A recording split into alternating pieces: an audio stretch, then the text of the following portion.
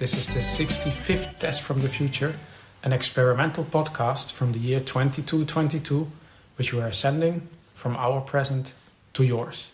My name is Dirk. And my name is Simon. And we're putting the past in podcast. First segment, the news. We're jumping straight into it. We know you know what we're about. No more about that. Exactly. You want to know, listen to all the other episodes. Mm-hmm. The news. They found some meat farms in Argentina. Yeah. Mm-hmm. So Argentina was the last country that... where it was legal to eat meat. Exactly. So I think a couple of decades ago, I remember it when I was young, it was still allowed. It was basically the meat country. Mm-hmm. But I think it was the last place where they still allowed it. But now, already for decades, not anymore. And now they found some meat farms. Right, like some secret underground meat farms. Yeah. So should we explain to the people from the past what they are, meat farms? Yeah. You wanna? Yeah. It's so it's there aren't animals. It's flesh, meat, grown on an industrial scale in vats. The advantage is there's no cruelty to animals because there are no animals. But the reason that eating even that type of meat was made illegal long ago is that it's still really nasty. Yeah. That's why. I mean, there's a reason we live so long. It's because we stopped eating meat. Exactly. I think centuries of research explain that we shouldn't do it. And most people basically decided themselves. But then apparently it costed society a lot of money. Mm-hmm. People... Right, the energy necessary to farm meat in this way uses so much more than growing other types of food.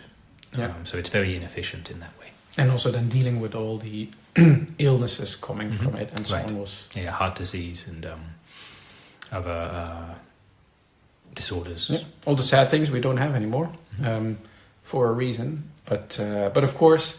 There's always this, when it's illegal, people are drawn to it. That's part of it. And also it tastes really good. I mean, not when you've not eaten it for decades, but if you're secretly eating a little bit on the side every day, or at least every week or month, it tastes really good. I mean, and it's also, of course, there are super replacements. Also, the Geber Selassie Congo has like a massive category of all kinds of like meat replacements and things are still called after meat, like sausage was originally meat. Sure. And steak was originally meat as well. And I've never actually eaten meat, but I've been told it does still take... It tastes different. Okay, it doesn't. So it compares, but it tastes different, and presumably for the people who want to eat meat, the meat tastes better. And it's also the bodily sensation is apparently different because it's not so good for your body. Your body reacts different to it. Sure, it's similar to drinking alcohol. It's also a poison. It also does harm you, and it feels good. Yeah, I mean exactly. So, but they've now found these meat farms and closed them down. So I guess that there's a few bacchanals being cancelled on short notice. Bacchanal cancelled. Sure, yeah. When they don't have their meat anymore.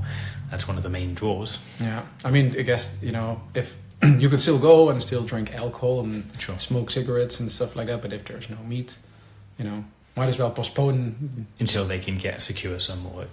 Yeah, I mean, they shouldn't be able to, but maybe at some point they'll be able to, and then they'll have another one. But this was the largest catch in years, right? So right, it was huge. It wasn't just someone doing it in their basement. This was really... Yeah, factory. Yeah, industrial. Yeah, it's like that's why meat farms. So there were many. Yeah. Okay, end of segment. I'm trying different segments. Maybe we should do jingles. Sure. And then, as the listeners know, next time maybe we won't have the segment. So maybe not. Maybe there's no interesting news next time. But what's interesting is our topic of today: portals. You want to explain what they are? Yeah. So we've spoken about teleporters before, I think in one of our earliest episodes. And portals are an extension of that technology. And the main difference is that with a teleporter, you get into a booth, you stay very still, you dematerialize in one place and rematerialize in another. It's very obviously much faster than flying in an airplane or some other way of transporting. That's what a teleporter is. With a portal, it's using that technology, but instead of having to stand still, you maintain your momentum. So you just walk through an arch or a doorway. You don't need to stop, you don't need to wait or anything. And then, but as you walk through it, you are teleported to the other location, and there you are. But it's basically with a location preset, right? Like with a teleporter, It's you can go one-to-one. wherever you want. Yep. But a portal is just, there's one place where it's mapped to. And That's how they're set up, yeah. Exactly. You come back, it's mapped to wherever you were. Exactly. So say you have a portal that leads from your house to your friend's house. I mean, why? That's an unlikely scenario. But anyway, you would walk between the two back and forth. You couldn't then use that same portal to go somewhere else. It's essentially just a door to some place that's not on the other side of the door. Yeah. That's how they behave, yeah. That's how they're used. Oh, and another difference, so a big difference, with a teleporter, as I described it, you dematerialize in one place, rematerialize in another. You cannot see where you're going to go. I mean, you read the description, or the name of the place, in the teleporter booth's controls. Mm-hmm. Anyway, with a portal, it's not just that you pass through it, it's that everything passes through it. So the air, the light, the sounds, the smells, everything. It's so you can use them in ways very differently compared to teleporters. Essentially, it does feel like you're walking through an open door. Like an open gate. Yeah, or if you have it as a window in your house, that you literally have a window to the other side of the portal. Exactly, and if there's a breeze on the other side, like the breeze also enters your house. Mm-hmm. The breeze, if it's a portal on the beach, the smell of the salt. If it's somewhere with lots of mosquitoes, the mosquitoes. That's a common thing, is that you see, we get to those later, but there's a few cases where maybe it's not so useful that it leaves everything. But exactly, that leaves everything through. Yeah. I mean, for mosquitoes, for example, you can always have a mosquito net on your side of the portal. Yeah. I think maybe it makes sense to speak about kind of like practicalities. Mm-hmm. So I think with everything, there are some basic usage that most people use them for. Mm-hmm. And then there's a bunch of creative ways that it's been used. And I think that the most common thing is where they're used to cross tough terrain. Mm-hmm. You need to you need to get from one place to another, and in between there's like a river, or a mountain range, or big fiery animals waiting to attack you. And then why use a portal rather than a teleporter is because you need to maintain the momentum. So, for example, is a train, and it needs to move. It needs to keep moving. It can't stop. For logistical reasons, it can't stop to be teleported. So it's better to have a teleporter a portal that it can just keep going along the tracks and then show up on the other side of the mountain range or whatever, on the other side. But also, like if you want to cross a river, where if there's a teleporter on the one side, you can get in there and then find the location that's on the other side, program it, and then have you being teleported there. And then, of course, there's a bit of queuing up and interface and whatever. But with a portal, you walk through and everybody else walks through. And it's basically just like... Yeah, there's no bottleneck. Exactly. Everybody just walks through or cycles through or runs through or hoverboards through or whatever. So it's basically just a standard wave of traffic. No programming, no capacity problems. It's basically, standard. Right, when it works as intended, it's seamless. Yeah, exactly. But that's, I think, the most practical thing. What I really like is for companies that have multiple locations. All over the world. Yeah, or like hotels. There are hotels everywhere. You're staying in a hotel in Beijing, and you go to the lobby, and the same hotel also has a hotel in Dubai or Cape Town. There's basically portals in the lobbies that lead to the other locations. So you can basically just walk through the portal, and suddenly you're in Cape Town. You get a cocktail, and you walk back to your hotel in Beijing, and then it's... Exactly, it's winter time, so say you're in Germany, it's the winter time. You're staying at the hotel, but you fancy for drinks to go somewhere warm and tropical. Yeah. You just go to the bar, and there you are. And it's what I like is that you can of course see through the portal, but if it's for people, it's relatively small. It's like peeking through a corridor. what I've at least seen, at least at this hotel chain that I mentioned, is where they have the whole wall basically be a screen. Right. Like with the image of what's on the other side. Because sure, it's not practical to actually have a portal the size of a wall, like a huge lobby wall. So most of it's a screen projecting the image from the other side, but then the part where you walk through, that's an actual portal. Exactly, and exactly the other way around as well. So you don't even really notice that you're passing through locations. It's like, of course, you go through the part where there's a screen, you bump into the screen, but they'll have like ropes on poles, like fences or whatever, or plants that you don't think to walk those places. Or furry animals. Yeah. And I think that's relatively common. And what I've seen also used for is parties. Mm-hmm. Like if you have a really serious party, like a 2-location party. Mm-hmm. Like they use it solstice. Huh? Sure, yeah, and sure when it's such a large party. It's also nice if you're having like a house party and you're having a bunch of friends over, and maybe you want to have it at several of your houses all at once. Yeah. And you can really have a party in 2, 3, 4 different people's houses, and you just walk between them all.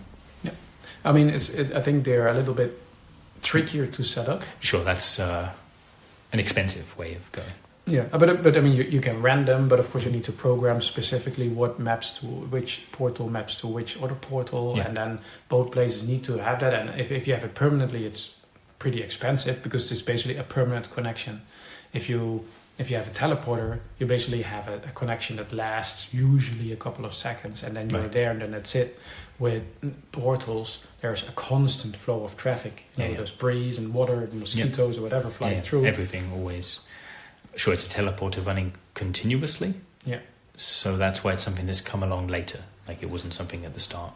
And that's what makes it super expensive. I mean, it uses a bunch of energy, which is not really a problem, but you also need the whole technology to make it work. Yeah. And because it's running all the time, there's much higher wear and tear on it, so then it needs maintenance much more often. Yeah.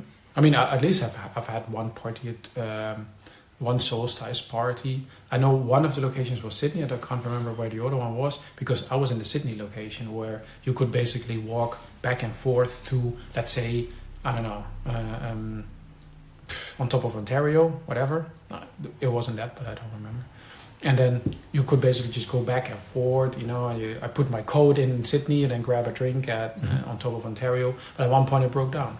Oh, damn. Yes, some piece broke, like internally. And then, okay, that's it. Portal is down, so it's now 2 separate parties. Yeah. And of course, then, So people start writing to each other, sending messages back and forth, but you can no longer actually be together. No, I mean, you could then, of course, teleport to the other location to get your jacket and then teleport back, but it's a bit more cumbersome. It's like the other one is just going back and forth. Mm-hmm. And I think the other practical thing is in walls, like entertainment centers, where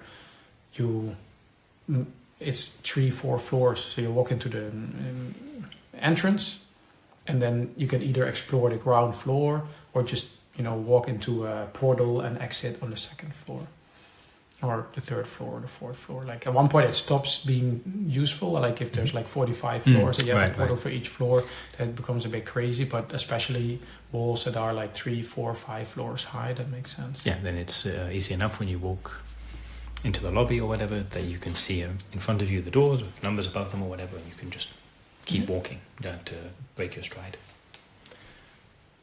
At the beginning, we mentioned a few creative ways of using portals. Right, more for fun. And I think I've seen a lot more fun ways of using portals than, for example, teleporters. Teleporters really seemed like this practical thing. It's like a toilet. Everybody has one, but you don't really think about it so much. With portals, people keep coming up with new creative ideas. Mm-hmm. Yeah. There was a 25-kilometer run in 25 locations. Yeah, exactly. Like 1 kilometer in each place. The portal run. Yep. You've done this? I have, yeah. Earlier this year. Did you do all 25? I did, yeah. Wow, okay. I worked up to it. We had a UFOPO team there, so we had 5 people. So we did like a relay. Yeah, Like exactly. doing So with the 5. tag days, everybody did 5. So 5 Yeah. locations, 5 Yeah. kilometers. But it's, I mean, basically every location had like a 1 kilometer stretch, Yeah. right? Yeah, So you enter on one side, you run straight. Yeah, I just kept running. I mean, because I wasn't doing a relay, I was doing it all myself. And I mean, because you could imagine a relay with teleporters, maybe then it doesn't matter so much, breaking your momentum, your stride. But yeah, one person running it, you don't want to have to be stopped, especially every kilometer. You don't want to stop every kilometer, wait a couple of seconds, then keep running. You want to keep that going. So, the 5 ones that I did, they were all straight. So was it all 25 stretches straight? Like, are you basically really just walking? No, Okay. not all. Some of them were uphill, downhill, around corners, things like that. And of course, it was gradual. So going from one to the other, the climate change wasn't so different. Like, it was slightly different, but compared from the beginning to the end, then you were in completely. So we started somewhere very cold and we ended somewhere very warm, which they should have done it the other way around, maybe. But I will. Okay. And was it different landscapes as well? Yeah. Okay. They mixed it up nicely where you would go from daytime to nighttime. So they kept like the temperature changes gradual, but the visual change, like the day and night changes more drastic, basically for fun. Yeah, That's actually way more creative than the one I did. The section you did, was it more consistent? Yeah, or maybe it was also a different run. Where It's possible. Oh, of course, yeah. Like we didn't have day-night changes. We didn't have, at least a bit. Like, I don't know about the others, but at least the bit I did was all straight. So basically, running straight. Oh, okay. You run for a portal. You come out on the other side. There's not a straight stretch. I guess it's not so easy finding a 25 kilometer straight line. Sure. But I guess it's easy enough to find 25 separate 1 kilometers. Yeah. So you have like 1 kilometer in Rome and 1 kilometer in Dhaka. Yeah. I mean, there are also the ones where the distance is the point. So, for example, 25 kilometers. And they just find a building that's 1 kilometer long with 25 floors. And run from like the top to the, it doesn't really matter, top to the bottom, but either way, running the distance, so the length of the building, then you run through a portal, and then you're on the next floor down. It looks pretty funny if you're looking from the outside through the windows. Especially when they arrange it like, left to right to left, left to right to left, and so on, so that you see like a person zigzagging. I mean, the way it looks, they could have just gone down the stairs, but no, it's instant, Yeah, but then you still lose momentum, of right? course, Because exactly. you want. So that's the point with this, that you don't have to lose all of this. That's the main point of the portal, yeah, that you can do things which require momentum, where if you were to stop to teleport, that it would not work so well. Yeah. I remember the Warsaw one where they wanted to join the the portal run, but then they already had 25 locations. So Warsaw wanted to join, but said no, it's 25 kilometers, 25 locations, we don't need. So they had their own one, but they basically had a portal that was leading back to the beginning of the kilometer stretch. So you basically ran 25 kilometers, 25 times that same bit. Once you got to the end of it, poof, you were at the beginning again. Yeah. That was, super creative on one side and kind of lame on the other. Sure, for the runners, yeah, like that they would not get to see the actual end. I guess, but also it's at least the one I did were different locations. Right. So, right, and this was every time. Depends what you want from the run, yeah. Yeah. Like if your focus is your surroundings, then of course I would prefer one where you're going from place to place, like really different scenery and atmosphere and light, time of day, I mean. If your focus is your own body, the way it feels to run for 25 kilometers, for example, then that matters less. Yeah, I guess. And actually maybe you appreciate it being uniform. Yeah, that's true actually. Yeah, that makes sense. And also, it was unique also in a way. Yeah, so. yeah. Actually, coming to think of that, makes me think of the infinite sleigh riding. Because that kind of works the same thing, where for the listeners, you basically hop on a sleigh, you sleigh down the mountain.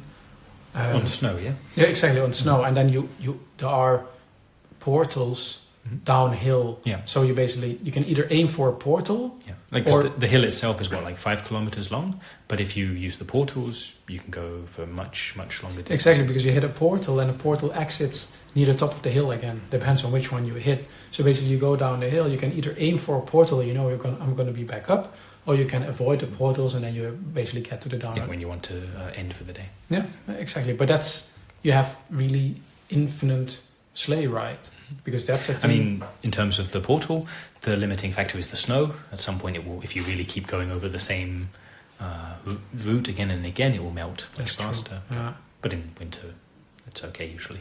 I guess so I've never actually done it, but I guess it's called infinite. But you're also limited by how many hours there are in a day. And also at one point you get tired, or at one point your sleigh gets maybe broken or so. Right. But at least it beats then walking 5 kilometers uphill with your sleigh in the snow, or teleporting there and then finding the slope again. So this is very creative. Mm-hmm. It's a way to use smaller spaces for much larger events. Mm. Mm-hmm. And then, following through on that, where you need the momentum, especially. Basically, if you want to go hang gliding, instead of having to climb up or get up to the top of somewhere high and jumping off, instead you can still jump off something into a portal, which then, so you have the momentum from falling, and then you shoot out of a portal up high on the side of a mountain or whatever, and you've already got the momentum, and then you're hang gliding or parachuting or squirrel suiting or whatever. That's how they do that. Mm-hmm. It's especially with the squirrel suiting, like it used to be. To do that, really, you would want to be high up in an airplane, Mm-hmm. and you can still do it with, you have a hot air balloon up high somewhere with a teleporter on it, but then you're you get out, you teleport there, and then you're falling for a while. Yeah. And with this thing, with using the portals instead, you can be traveling much faster when you exit the portal, and then you're already traveling horizontally rather than having to fall for a bit first. I see, because you have the gravital power going down, you fall down for a bit, gather speed, and then you exit some other... Right, angled differently, yeah. Because if they were in the same plane, then you would be falling still on the other side. But if the other one's angled 90 degrees to the one you went in, then it's you basically shoot sideways. That would be shot sideways, or even angled higher, up into the sky, and then continue. That's how they do, because I've seen that where you have basically people shooting from a straight wall, like a rock wall, shooting out of this. Right. And I mean, just when you see them effectively coming out of the rock wall, you might imagine that they were on some kind of... They were travelling horizontally on the other side, yeah? Genau. But they do not need to be, and they can be, sure, but they do not need to be. It's much simpler and more energy efficient that they were falling straight down. Use the gravity to their advantage. Cool. Mm-hmm. I said that's another super creative. I didn't even know about that one. What I like is I'm watching Pac-Man a lot, and there it's basically the center element of the game. So for the listeners, they can wrap from one side of the arena to the other. Yeah. Yeah, exactly. So maybe for the listeners, Pac-Man is a game show that we have, and it's basically the goal is to gather white balls, or I don't even know what they're called, these white brown things. Sugar cubes? Or not cubes, I guess. Are they balls of sugar? I don't know, actually. So I don't even know what they are. Mm-hmm. It's true, they look a little bit sugary, maybe they are. But basically you have kind of like a labyrinth, which you are in there, so you don't really see, but the view that we have spectators have is from the top. And you basically have to gather as many as you can, but you also have ghosts in the labyrinth, and the ghosts are supposed to catch you. You are the Pac-Man. I don't know what the name comes from. Pac-Man? No, I mean, the contestants, do they have packs on their back? No, they don't. Then I'm not sure. Yeah. Oh, okay, whatever. It's a pretty old game show. But you can basically, when you're chased by ghosts, you can use the portals, and ghosts aren't allowed to use the portals. They can't go through.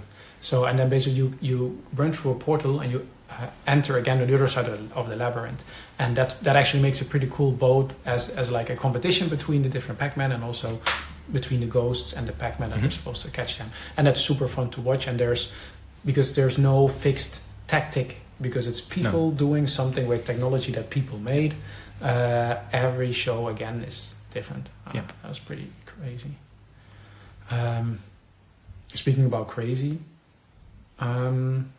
you did you read what they were doing with portals at Wuhan? Mm-hmm. Right, there's a river there. What's it called again? It's the Yangtze. That's it. It's the Yangtze. Right, and they want to build houses in it or on it, on the riverbed. Yeah. And so they've put a portal at one end where the river enters the city, and then they've put the portal on the other end where it exits the city. So the river keeps going, but just all through the city, they're drying out the riverbed so that they will be able to build houses there. But they're still drying it out, yeah, right? Yeah, So, it's taking a while. yeah, but also, I mean, the river is massive. Mm-hmm. So, but I think that's the biggest portal that exists. Yeah. Because it needs to be on permanently. Mm-hmm. I can't just imagine, what if it breaks? Right. I mean, the side with it coming out would dry up. The side with it, where it goes into it. What actually happens in this case? Because the water, like with a massive force, hits the one on the one side. What if it breaks down? Does it then pass through, or does it stop? I haven't seen what they've built there yet. Like, have they built a wall? Have they built some backup aqueducts to reroute it? Behind it? Oh yeah, okay, could be. But sure, all of this use of portals really does rely on the fact that they don't break down and don't get switched off. I mean, like in the case of Pac-Man, if it other breaks than down, for like then planned whatever. maintenance. Yeah, sure, that's a game. But in the case of the sure, and the skydiving or squirrel shooting or hang gliding, I mean, they have business hours, so they can be switched off when they're not being used. But like for something permanent like a river, they must have backups. You know, one portal breaks, it must be a chain of portals, so that if one breaks down, there's still another one already there, ready to go. It doesn't have to be switched on; it's already running. Could be A chain of them. Because on the other hand, it's like normally you would say, oh yeah, but then the river flows through the bed. It's known, you know, because if they're drying out and build houses there, wow, I wouldn't be comfortable living there, I guess. No, not if you ever suspected or expected that it might break down or switch off. But it will be, I mean, that it's a very crowded city, so all of a sudden there'll be much more housing. It's why it's worth pursuing. That's true. And in those houses, the people can put on portal windows. Mm-hmm. Right, because I mean they're on a riverbed. It's relatively deep. They don't want to just look out on the river banks. So instead, they can have portals, for example, going to tropical islands. That's a super business model. Yeah. I like that. Yeah. That wherever you live in the world, you can have a beautiful view. My mom has one of the rainforest ones. Nice. Right, and I said view there, but not just the view, but also the sounds of the rainforest, like all the insects and creatures. The smell, the wind. Right. You know, my sister used to have one that led to Mauritius, like a tropical island. Yeah. But these locations are super popular. Sure. So you put like a portal window in your house. It's great. You look out on the beach. You look out on the rainforest. But of course, it's a one-to-one mapping. So on the beach or in the rainforest, if you're there, there's just like a massive amount of windows looking into very boring homes all across the world. Yeah. Well, some boring, but I mean, since it's all over the world, it must be pretty fun for the parrots or the monkeys or whichever animals are living there. Or tourists. Tourists, sure. Basically, anyone looking through that, they have a wide selection. It's true, actually. Of homes that they're looking into, like all over the world, not just. I can imagine a parrot flying through and then whoa, and then flying back out again. Mm-hmm. Okay, this is fine. Yeah. Yeah, but it's I'm not sure if that's going to cause at one point like environmental issues or so, where like there's patches of rainforest that's just scattered with windows. Or on the other hand, you have a window that looks into like a pristine piece of rainforest, but over the course of the years, that gets filled with other windows, so you see bits of rainforest, and you look into other people's houses, like looking at. That seems an important part of it, that the eye lines do not conflict in that way. Which probably means that you have like a really long stretch of windows somewhere in a rainforest or on a tropical beach. Or a huge tower of them, maybe, or both. Yeah, a really, really high, really wide wall, or sphere, maybe looking outwards. At least my mom has a mosquito net. Yeah, it's right. She lives in Holland, but she has a mosquito net in front of her window because it leads out to the rainforest. And my sister, like I said, had one in Mauritius, but she switched it off because at one point they had high tide when she wasn't at home. She came home and her apartment was flooded because the window was pretty low on a palm tree. Because she got a cheap version, which is low on a palm tree. So if there's a high tide, it got flooded and it flooded. Yeah, I mean, I guess not just a regular old high tide, but some kind of what's the word for that? Super high tide, stormy tide, The big wave that crashes onto the beach. tsunami. Yeah, Okay, sounds right. I think it was like a storm tide or. Yeah. Oh. Okay. I think that's about it about portals. Did we forget anything? Just that that we've covered, I think, the uses of it, or at least many of them. But the one last thing to mention is that there was a rumor. So there've been these, wormholes opening, seemingly at random, seemingly leading to random places. And if you're just walking by and you see it in the distance, okay, that's interesting. What would be like a cloudy sky has a patch of blue in it, maybe, for example. But if it happens to open in front of you and you fall through it or step through it or whatever, well, that can be more problematic. It's true. It's basically wormholes are basically portals that just appear out of nowhere. Right. They don't have associated technology, and also a brief existence, right? Because right. They're not stable. You fall through or you walk through, and then suddenly you're in Zimbabwe, and then the thing is gone. Right. Yeah. I mean, if you're fast enough, if you're lucky enough, you step back through. But if it closes by the time you realise what's going on, then at least temporarily you are stuck somewhere. It's good for bonding. It happened to me. You meet all kinds of... Yeah, exactly. It happened to me once, and then I wasn't the only one stuck there. I was with two people that just happened to be randomly walking, and one on a hoverboard. They were there. So there's basically the three of us. So... yeah, and it's like sometimes it's like, oh, you just teleport back. But at least in our case, we were somewhere where there were nearly teleporters nearby. So we had a big hike, and we didn't fit all on the hoverboard of the third person. Right. And and for the most part, it's like that, where you're somewhere unexpected, but you make your way home soon enough. And just the fear, of course, is if it teleports you into a volcano, or deep under the sea, or high up in the sky, and you haven't got your squirrel suit on you, you know. I haven't heard that, actually. No. Also, I haven't heard of that. That's more a fear. A fear, yeah. But it's also because the rumor because it seems to be out of control. It's not like it's... Exactly, but the rumor is because the constantly increased use of portal technology, that this is causing wormholes. Yeah, that hasn't been proven yet, but that's an idea.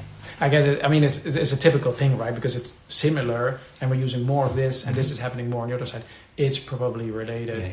I mean, it seems important to find out the cause. Yeah, whatever the cause, it seems important to find out what it is, and to if it's something that can be controlled or stopped, to do that, at least for the potential fear. But it also feels a bit like a conspiracy theory. That too. This weird thing is happening, probably the government, probably the corporations. The companies making the portals.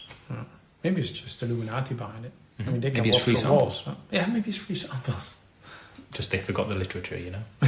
Portal free samples, just they forgot to send you the leaflet. Oh yeah, by the way.